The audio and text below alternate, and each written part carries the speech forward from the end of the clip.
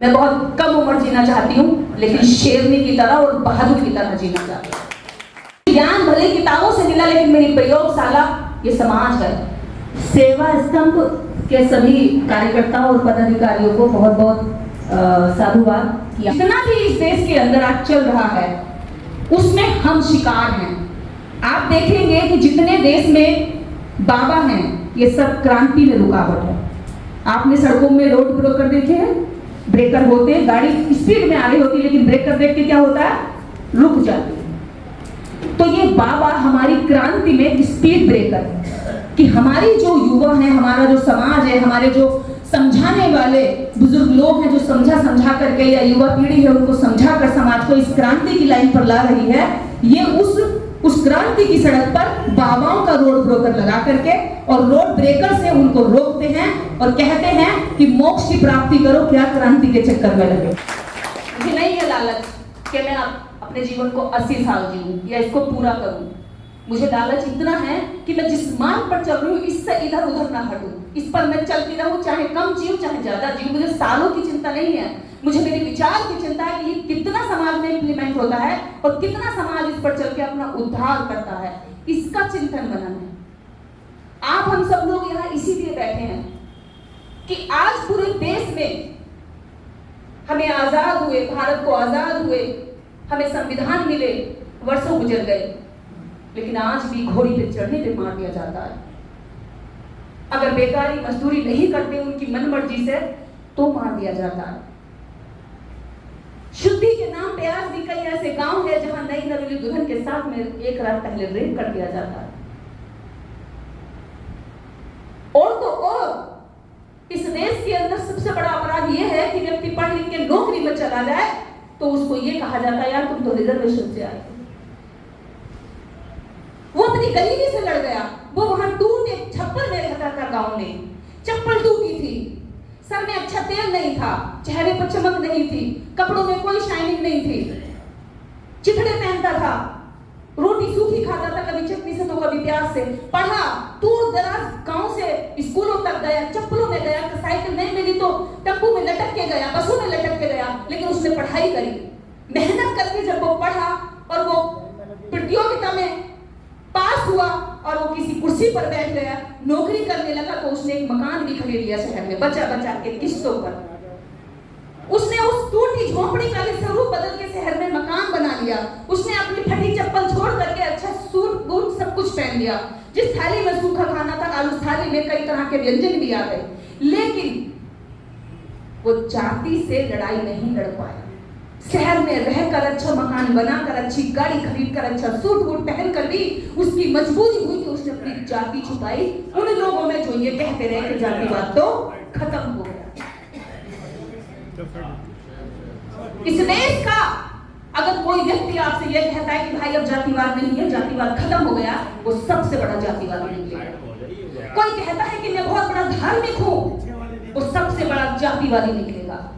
कोई कहता है कि मैं शाकाहारी हूं, अरे मैं तो शुद्ध शाकाहारी हूं, उसके दिमाग को जब थोड़ी देर पढ़ के देखोगे तो वो सबसे बड़ा जातिवादी और घोर अन्यायकारी निकलेगा।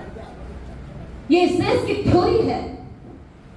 बाबा साहब डॉक्टर अम्बेडकर इस भारत में जिन जातियों के साथ धार्मिक सामाजिक आधार पर शोषण होता था, जिनको सड़कों पर नहीं चलने दिया जाता था, जिनको जमीन रखने का अधिकार नहीं था, जिनकी बहन बेटियों को सम्मान से जीने का हक नहीं था, जिनको कभी दरवाजों पर चौखट नहीं लगाने दी, क्योंकि चौखट लगाते तो उनकी बहन बेटियां चौखटों में और दरवाजों में सुरक्षित हो जाती, उनका जब मन करता वो उनको यूज करते थे।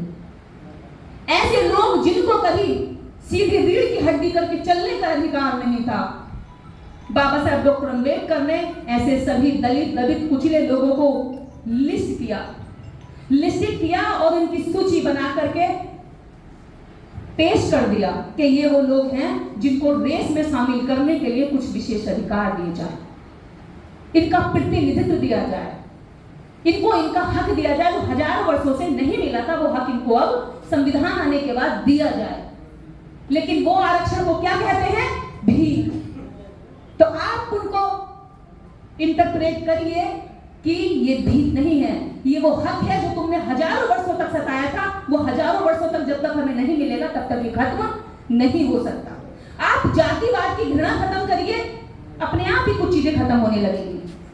हम जातिवाद के शोषण करता नहीं है, हम शोषण के सहन करता है। हमने तो झेला है, हम कैसे किसी को सता सकते हैं। हाथरस के अंदर एक बाबा जो लाखों लोगों को बुलाता है और सैकड़ों लोगों का हत्यारा, फिर भी उसका नाम भोला है, फिर भी भोला है, फिर भी भोला है। हमने आज तक किसी की हत्या नहीं, फिर भी हम उनके सामने पिशाचनी है, मुझे चंडाली कहते हैं, सुपर्णखा कहते हैं, और भी कई कई नाम मेरे रखे हुए हैं। पिशाचनी, सुपर्णखा चली आई फिर से सोशल मीडिया पर, फिर देखो उसने एक वीडियो डाल दी।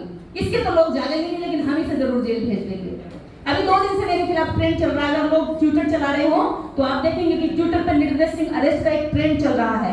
जो आवाज खोलेगा, जो इनके खिलाफ बोलेगा और जो इनके पागलपन में शामिल नहीं होगा, वो मारा जाएगा। जो ये एहसास कराएगा कि हम जिंदा हैं, उसको ये जानबूझकर मार देंगे। जो इनकी गुलामी करेगा, इनके साथ जी हुजूरी करेगा, जो इनके सामने रीढ़ झुका करके चलेगा, पल के नीचे रख के चलेगा, वो इनको प्यारा लगेगा, वो इन्हें असली दलित दिखाई देगा। जो अच्छा रहेगा उसे कहेंगे तुम तो दलित जैसे लगते ही नहीं यार, कहां से लगते हो तुम तो। और हमारा आदमी भी कोलर छोड़ा करके कहता है मैं तो दलित लगता नहीं, हट भाई अपने दलित भाई को, तो हट भाई, तेरा रंग काला सा है, तू तो गंदे कपड़े पहनता है, तू गांव से आता है, चप्पल में शाइनिंग नहीं है तेरे, चल हट। ज्ञान भले किताबों से मिला, लेकिन मेरी प्रयोगशाला ये समाज है जहां मुझे अब डर नहीं लगता। कारण ये है कि आप क्या करेंगे। एक विचार उग चुका है, बूझ चुका है, वो निकल चुका है, उसके अंकुरित हो चुका है। आप निर्देश को मारेंगे, विचार रह जाएगा। और निर्देश होता क्या है, जब हम सामने मिलते हैं तो हम ज्यादा एनर्जेटिक हो जाते हैं। और जब नेशनल प्रेसिडेंट मुझे फोन करते हैं तो उन्होंने कहा कि हमारे जो मेंबर्स हैं वो बहुत थके हुए आएंगे, दूर दूर से आएंगे, तो हमें एंटरटेन करने के लिए हमें आपकी जरूरत पड़ेगी। तो मैं उस डेट तो हिल गई, मैंने कहा किसने नंबर दे दिया, मैं करती रही हूँ, मैं तो एंटरटेन में ढूंढ डालने वाली इंसान हूँ, ये तो समझ नहीं आया कुछ। फिर मैंने सुना, क्योंकि थोड़ा लैंग्वेज को मैं समझ रही थी कि शुद्ध हिंदी नहीं है, लेकिन फिर उन्होंने कहा, मैंने हो सकता है कि उनके शब्दों में कुछ हो रहा हो आगे पीछे, तो अच्छा लगा बात करके और मैं बहुत खुश हूँ आप लोगों से मिलकर। बस तो वैसे भी मरेगी अगर तुम नहीं मारोगे, तो मैं तो कहती हूँ कि आम मौत मरने से अच्छा शहीदी की मौत मर जाओ, इससे क्या फायदा।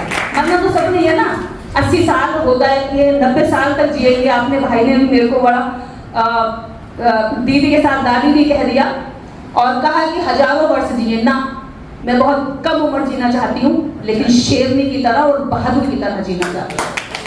भारत में हिंदी भाषी राज्य के लगभग 12 से 14 राज्यों में लगातार, जितनी मेरी आप उम्र देख रहे हैं, इसी आधी उम्र मैं गांव के बीच में, अपने समाज के बीच में गुजार चुकी हूँ। मैं उन्हीं में रहती हूँ, जहाँ रात होती है वहाँ सो जाती हूँ, जहाँ भूख लगती है वहाँ खाना मांग लेती हूँ, और यही मेरी दिनचर्या। ज्यादा आप सोचेंगे कि 365 दिन में मेरा 65 दिन मेरे घर की छत के नीचे गुजरता है और बाकी 300 दिन मेरे समाज के बीच में गुजरते हैं।